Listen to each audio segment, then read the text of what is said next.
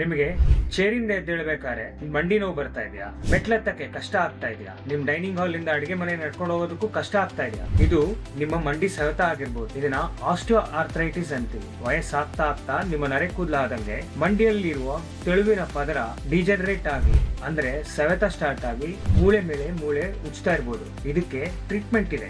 ನಿಮ್ ಮಂಡಿ ಸವೆತ ಹಲವಾರು ಸ್ಟೇಜಸ್ ಅಲ್ಲಿ ಇರ್ಬೋದು. ಸ್ಟೇಜ್ 1 ಇಂದ ಸ್ಟೇಜ್ 4 ತನಕ ಇದೆ. ಸ್ಟೇಜ್ 1 ಅಲ್ಲೇ ನಿಮಗೆ ಬೇರೆ ರೀತಿಯಾದ ಅಂದರೆ ರೀಜನರೇಟಿವ್ ಆರ್ಥೋಪೆಡಿಕ್ಸ್ ಈ ರೀತಿಯಾಗಿ ನಿಮಗೆ ಆಪರೇಷನ್ ಇಲ್ಲದೆ ನಿಮ್ಮ ಮಂಡಿ ಸವೆತವನ್ನ ಆದಷ್ಟು ಕಡಿಮೆ ಮಾಡ್ಕೋಬಹುದು.